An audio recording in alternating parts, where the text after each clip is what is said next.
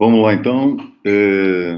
Eu quero apresentar a vocês o professor e pesquisador Ângelo Loula, da Universidade Estadual de Feira de Santana. Eu tenho colaborado com o professor Ângelo há alguns anos em diversos temas relacionados à modelagem computacional de fenômenos cognitivos diversos, incluindo evolução de linguagem, comunicação interespecífica e coisas assim.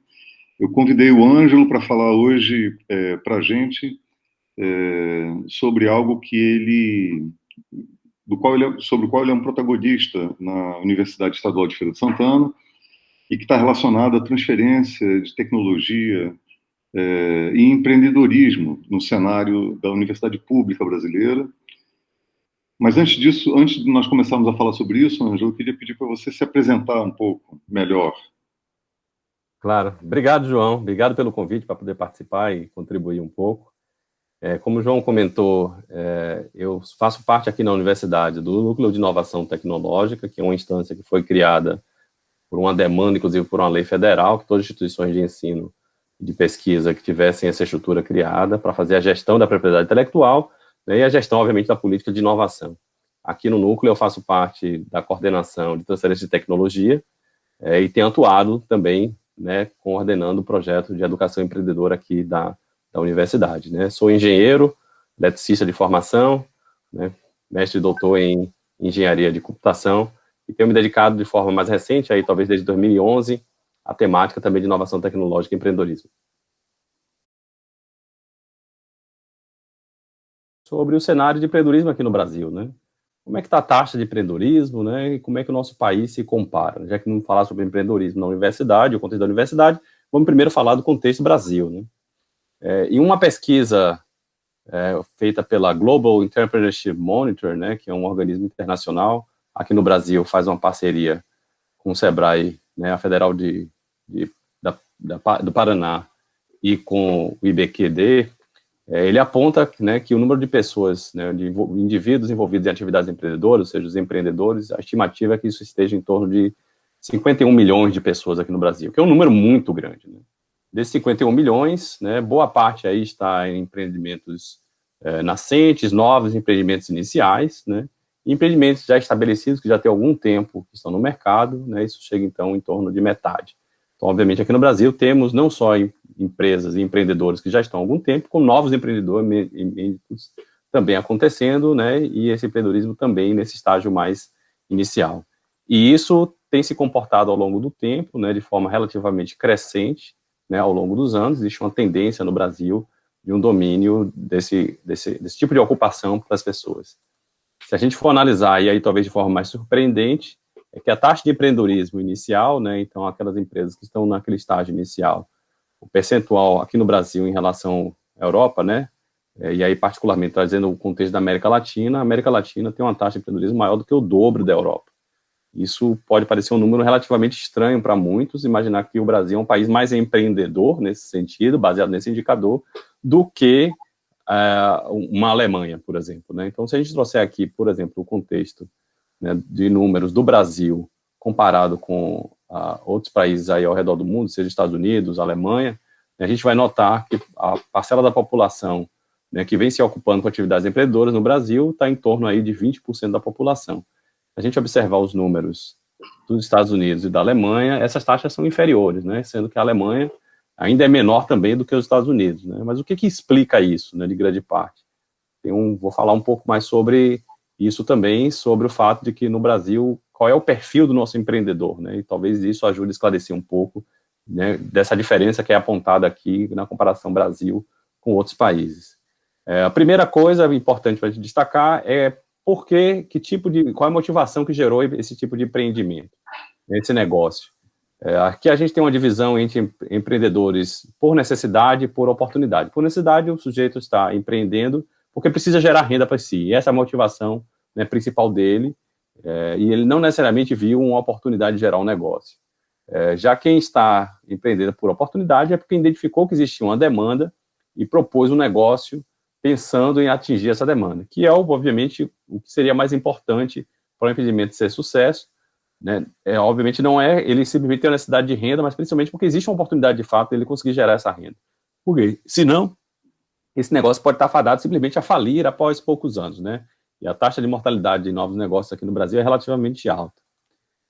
Além disso, a gente observa uma questão também de idade, né? Como é que está o perfil etário desses novos empreendedores. Então, os estabelecidos, a gente nota que eles são principalmente pessoas mais velhas.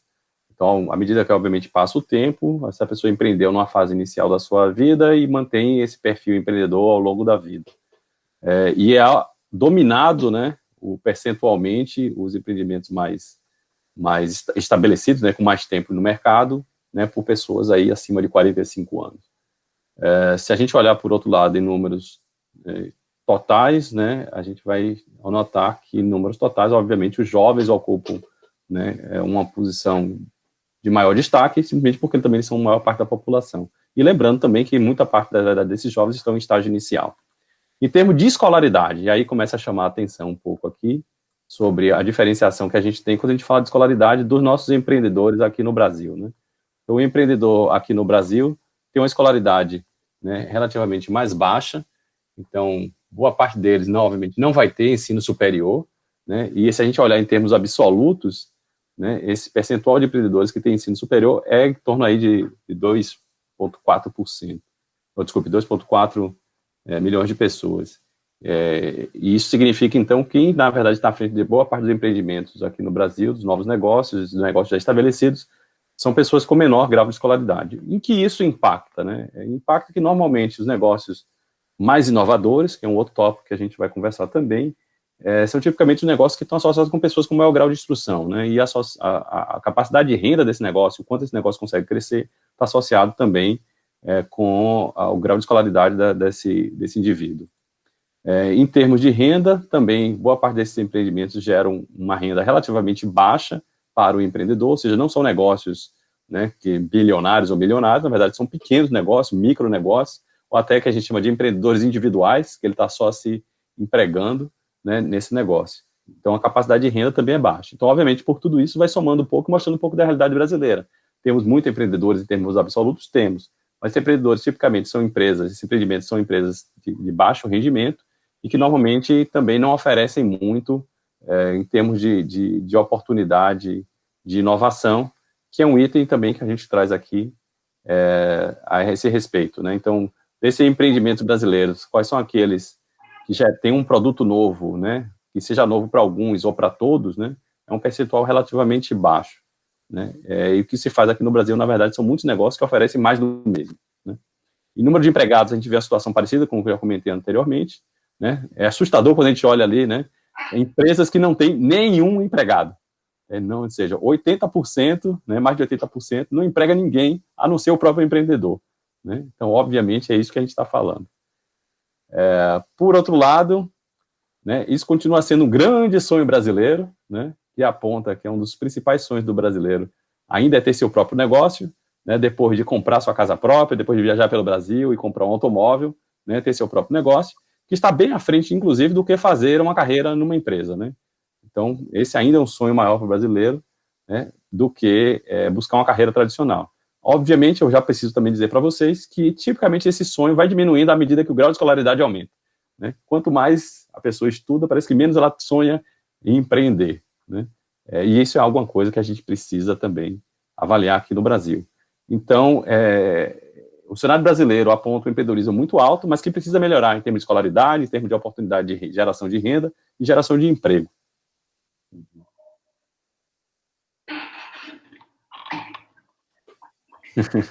Deixa eu perguntar uma coisa. O que define o empreendedor? O que define o próprio fenômeno empreendedorismo? O que é ser empreendedor? Porque, assim, isso sugere... Depois eu vou editar, né? Mas, assim, a gente pode falar que essa imensa quantidade de jovens empreendedores fazem parte desse universo de indivíduos que, por exemplo, durante grandes crises socioeconômicas optam por, enfim, tornam-se entregadores do iFood, por exemplo? Isso é uma coisa importante porque, obviamente, é parte da argumentação, né, inclusive, daqueles que comentam sobre, aí olhando para o lado da universidade, né? Eu pegar a Andes, né, e a Associação Nacional de Docentes do Brasil, ela tem gente escrevendo artigos lá, né, sendo contrário que se fale sobre empreendedorismo na universidade, porque está defendendo o modelo de entregador de iFood, né? Esse não é um conceito, obviamente, uniforme sobre o que é o empreendedor, o que não é ser empreendedor, né? Se a gente for discutir o que é empreendedor para a pesquisa da DIEMA aqui, né, que eu apresentei, né, obviamente eles têm um critério dele, e isso está muito associado com a pessoa dizer, né, que ela está à frente de algum tipo de negócio, mas talvez precisa caracterizar também o que é o trabalhador autônomo, né, e o que é o chamado subemprego, as relações de subemprego, né.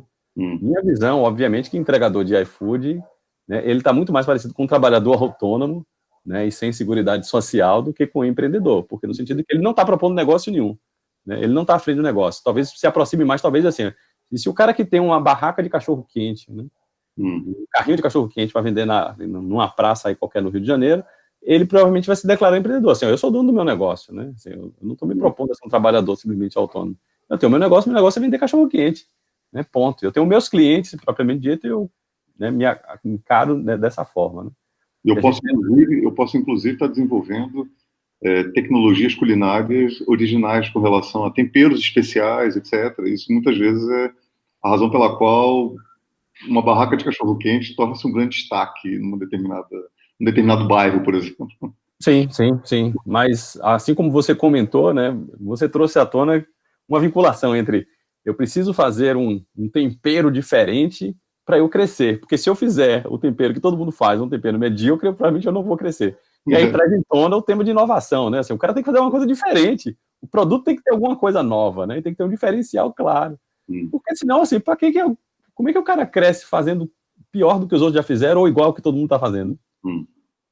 Então aí traz a outra temática, né? Que é a temática de inovação, né? Que aqui no Brasil, normalmente, eles colocam, os empreendedores colocam, inclusive pela pesquisa aqui, é que normalmente não tem nada de novo. Você pergunta assim, o que tem de novo no seu negócio em relação ao que tem? Não tem nada. O negócio, na verdade, é parecido com o que já tem concorrente, ou não tem nenhuma diferença para nenhum concorrente, é mais ou menos a mesma coisa.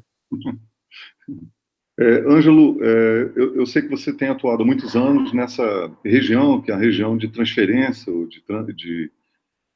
que provê uma ponte entre o pensamento criativo original, ligado à inovação que acontece na universidade, e os interesses relacionados ao mercado.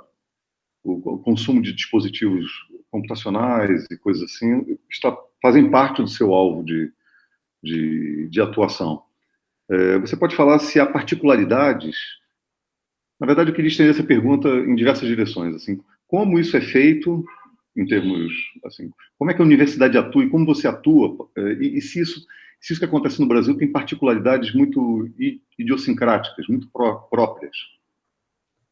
Esse é um tópico extremamente interessante, né? Assim, qual é o papel da universidade, né? E obviamente contextualizado, né, dentro da minha realidade também aqui, nesse sistema que a gente chama de sistema de inovação, né? Como é que a universidade se comporta e qual é o papel que ela assume?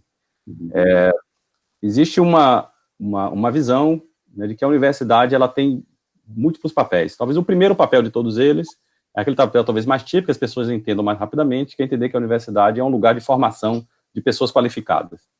Então, no sentido de que ela oferece pessoal, né, capacitado, isso em diversos níveis. A gente vai falar de capacitação em nível de graduação, né, a gente vai falar de mestres e doutores, que tem um nível, inclusive, de capacidade de oferecer maior grau de inovação e novidade, conhecimentos mais novos, inclusive avançar na fronteira do conhecimento para fins também, né, de inovação. Então, obviamente, a universidade se propõe, então, nesse sentido, a ser uma provedora de talentos em diversos níveis.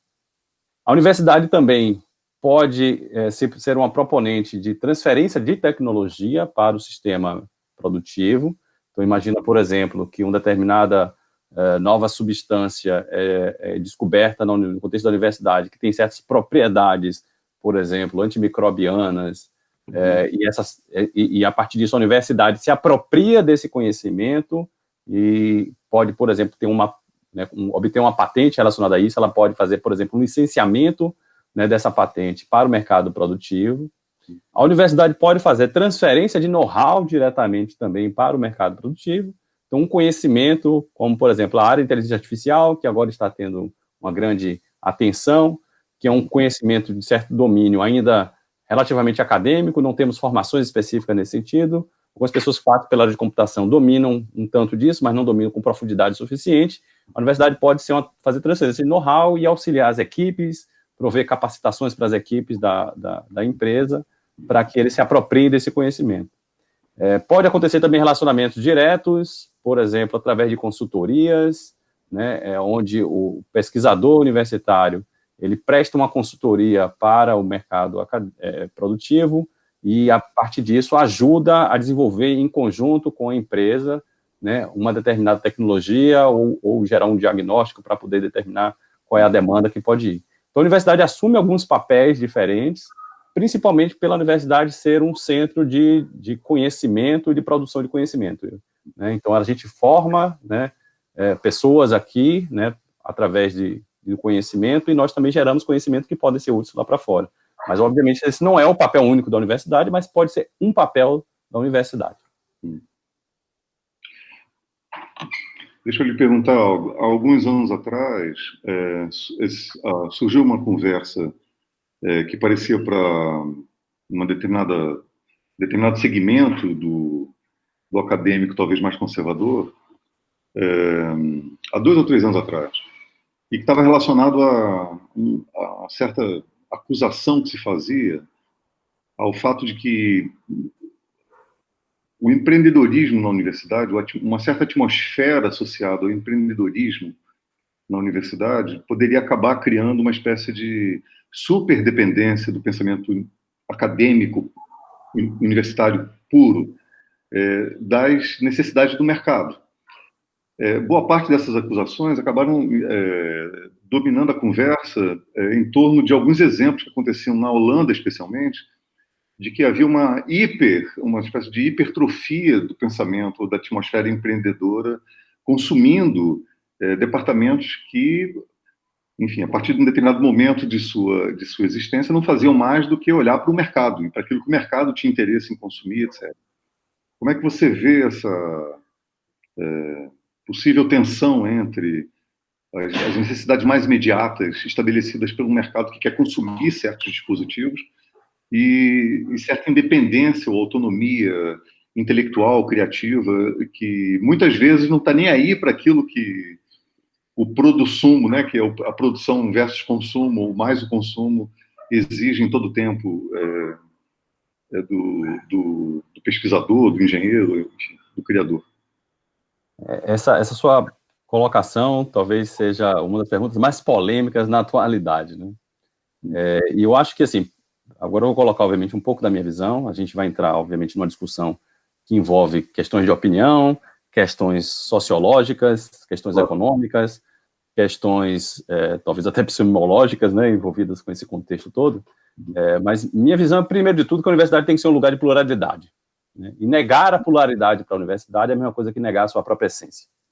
E dentro dessa pluralidade, minha visão é que o empreendedorismo é uma faceta, né, da universidade, da sua pluralidade, a faceta da inovação, que não necessariamente está envolvido com o empreendedorismo.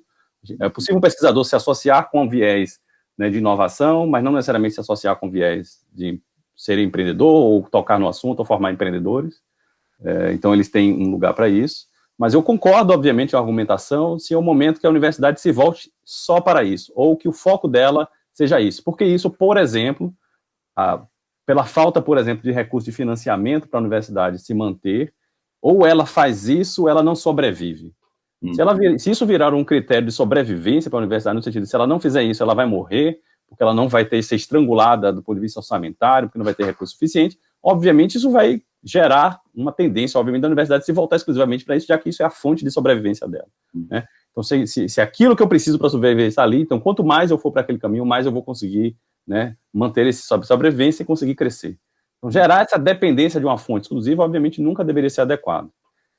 E, ao mesmo tempo, se a gente notar, o sistema de inovação mundial, né, e os grandes avanços tecnológicos, né, e produtos novos que hoje as pessoas se apaixonam, né, e falam, ela se deve, em grande parte, ao financiamento público, né? Mesmo o produto chamado smartphone, né, que muitos colocam como sendo, parecendo que seja um produto que, nossa, né, foi a Google, né, a Apple, que tiveram uma coisa maravilhosa e foi tudo desenvolvimento interno. É uma grande, né, falácia. Na verdade, nós podemos rastrear o tempo inteiro todas as cadeias de geração de valor que chegou nesse produto smartphone e descobrir que a cadeia de valor, em vários momentos, vai tocar a universidade, vai tocar pesquisa básica, vai tocar financiamento público. Né? Se não houver financiamento público para todos os estágios de ciência e desenvolvimento de conhecimento, você nunca vai conseguir chegar nesta outra ponta, que é o desenvolvimento aplicado para a inovação para gerar produto. Né? Então, o sistema como um todo tem que ser sadio para que a gente possa avançar. Então, assim, eu entendo a discussão, eu acho que a discussão é legítima de discutir qual é o papel da universidade e esse pacto social que foi estabelecido, né? Por que governos devem financiar universidades, porque a universidade tem que ter este formato e a quem que ela serve. A universidade tem que preservar a autonomia, o pesquisador tem que preservar a sua autonomia também de pesquisa, porque isso é parte da sua sobrevivência também, mas que dentro da sua própria autonomia, se ele disser também, assim, eu vou começar também a me dedicar a gerar conhecimento aplicável à geração de novos produtos, ou auxiliar a formação através de um corpo de conhecimento que já existe também, que a universidade também se propõe a sistematizar e conhecer, né, eu também vou ajudar a formar pessoas que tenham um perfil empreendedor e queiram empreender. Porque se eu deixar ela andar sozinha, a chance dela não sobreviver é maior. Né? Então, é parte do processo também de sucesso do empreendimento, né, e da realimentação que o sistema econômico tem com o seu pacto social, que o sistema econômico, de alguma forma, também tem que voltar para resolver as injustiças sociais, através de geração de renda e riqueza e de empregos.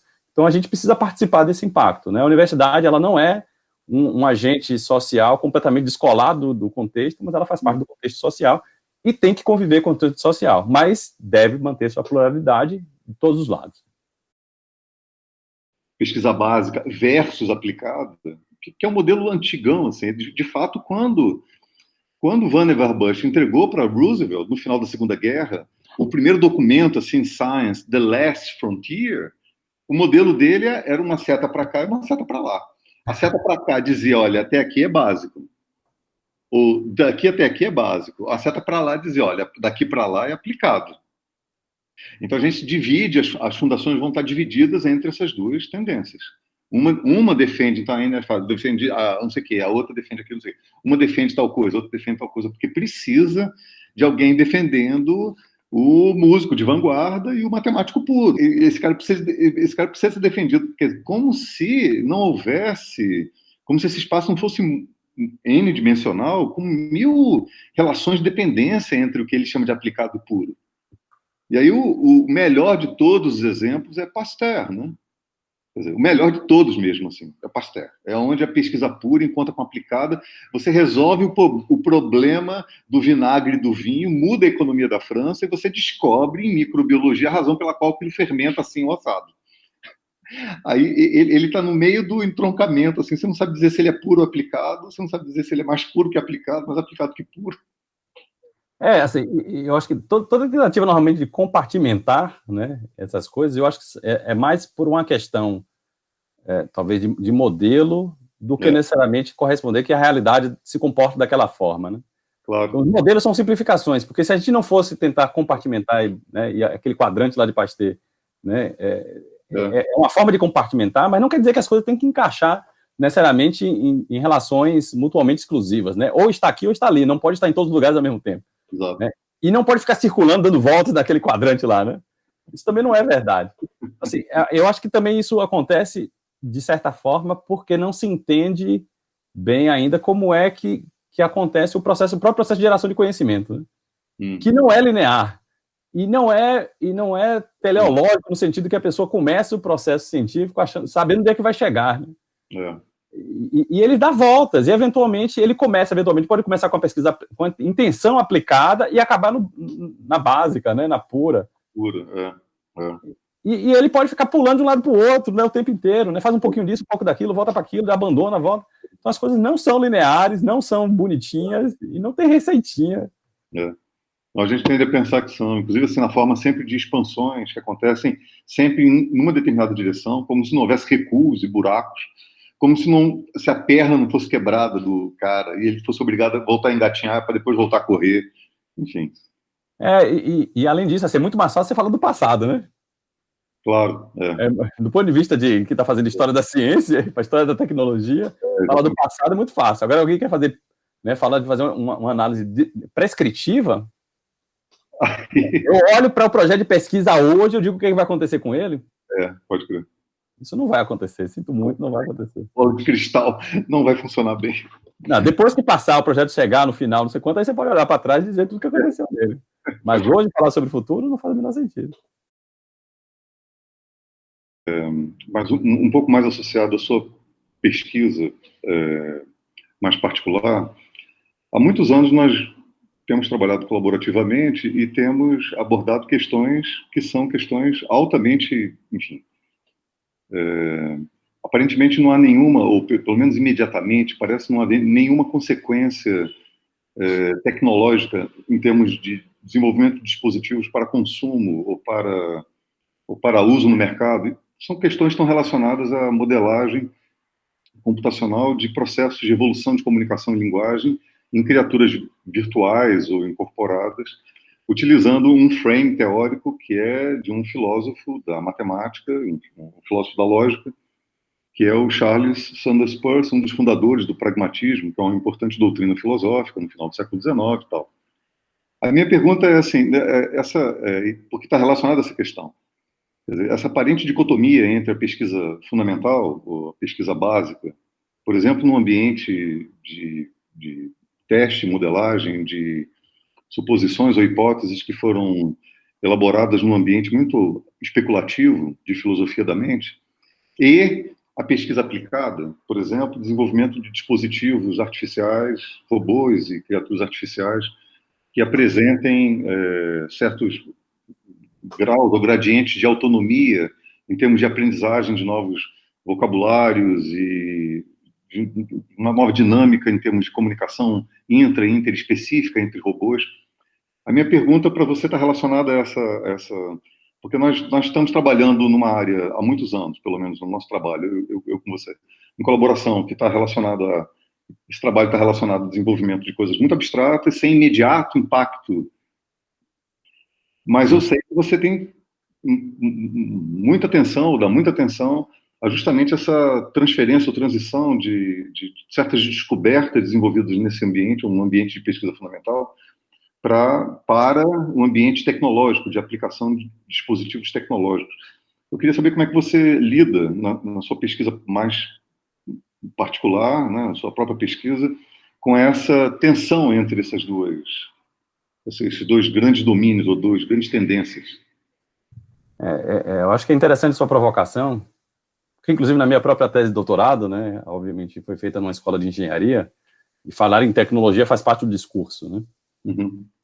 Do ponto de vista tecnológico, existe um fenômeno chamado linguagem, né, e comunicação, sobre os diversos aspectos, né, inclusive semióticos, que, do ponto de vista científico, ainda não é, digamos assim, completamente conhecido, e ainda existem, obviamente, diversas perguntas que precisam ser feitas e respondidas. E do ponto de vista de engenharia, se nós nos propusamos de, eventualmente, em algum momento, conseguir mimetizar esse comportamento que nós, seres humanos, têm perante a linguagem, nós vamos precisar primeiro entender esse fenômeno.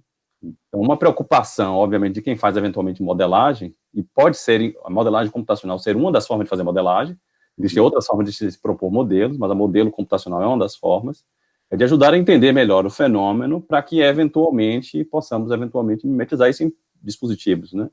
Então, talvez no caso de linguagem seja mais fácil de encarar isso, porque nós, seres humanos, somos seres linguísticos por natureza, né? Parece que a linguagem nos é tão natural que nós não conseguimos nem imaginar um mundo sem isso. Então, se nós tivéssemos a capacidade, de fato, de poder dialogar com dispositivos artificiais, da mesma forma como nós dois estamos conversando aqui, né, seria um grande sucesso, né, na humanidade, né? Se alguém hoje conversa com o Google Assistente ou com a Siri, né, do iPhone, nota que o papo que você consegue ter com esses assistentes de voz é tudo menos natural, né? Você se molda a falar, né? Então, assim, por que eu tenho que começar um diálogo com a assistente do Google dizendo, ok, Google? E aí, depois, eu peço alguma coisa e ele diz assim, não entendi. É óbvio que você não entendeu, mas mesmo comandos muito simples. E a gente precisa, na verdade, aprender a linguagem da máquina, não é a máquina que tem normalmente a tentar entender a nossa linguagem, nós temos que aprender a linguagem da máquina para saber como eu posso dar comandos de voz que eu consiga obter o resultado que eu pretendia de fato, né? Porque às vezes eu vou pedir para fazer uma ligação e ele não fez a ligação, ou não entendeu o nome da pessoa que eu falei. Mas assim, poxa, né, não está funcionando muito bem esse dispositivo. Então, existe uma agenda, obviamente, talvez de mais de longo prazo, né, que entender melhor o conhecimento, entender melhor o fenômeno e gerar conhecimento sobre isso, né, do ponto de vista mais científico, de fato, falando de ciência, eventualmente lá na frente pode, é uma potencialidade, gerar uma descoberta tecnológica, um avanço tecnológico nesse sentido. Mas, ao mesmo tempo, eu também tenho agendas talvez mais pragmáticas, né, com desenvolvimento tecnológico de tecnologias, por exemplo, de mineração de opiniões, né. Então, é possível hoje, pegando um texto escrito no Twitter, né, falar alguma coisa sobre se aquilo que está sendo falado tem polaridade positiva ou polaridade negativa, ou eu posso falar também, né, desenvolver pesquisa sobre sistema de recomendação. A partir de um conjunto de artigos científicos que um pesquisador teve interesse, eu posso recomendar para ele um possível artigo de interesse também, né, fazer uma sugestão de um novo artigo, entendendo e modelando o interesse dele através de palavras e tal, sem nenhum tipo de compromisso semântico, ou pragmático, comunicativo, ou maior semiótico, né, mas exclusivamente olhando para os tokens ali das palavras, né, eu posso eventualmente fazer alguma coisa para poder entender melhor o interesse dele a partir de sugerir um outro artigo, ou um filme, como o Netflix faz, né, posso também, já existe tecnologia para isso, né, um viés muito mais próximo da realidade. Então, essa agenda múltipla, né, de temas mais científicos, mais aplicados, mais próximos da tecnologia e mais distantes, obviamente, da tecnologia, mais próximo do científico, faz parte, eu acho, da autonomia do pesquisador, né? E ter essas agendas múltiplas, né, de interesses, assim como o nosso interesse mais recente, né? Quando nós falamos em humanidades digitais, e vamos falar, né, eu quero entender, né, como é que está os paralelismos e a distribuição de padrões métricos na obra dos Sertões de Euclides da Cunha. Qual é o interesse? O interesse é científico, eu quero desvendar, tem um objeto ali muito complexo, escrito na forma de uma obra de prosa literária, e nós queremos desvendar isso. Isso tem uma implicação imediata em derivação em alguma tecnologia? Não, e é descompromissado nesse sentido também. Isso não deveria ser um problema, né? Porque nós, humanidade, nós somos seres de conhecimento. Quanto mais conseguimos avançar o conhecimento, eventualmente, porte desse conhecimento tocam na inovação tecnológica também.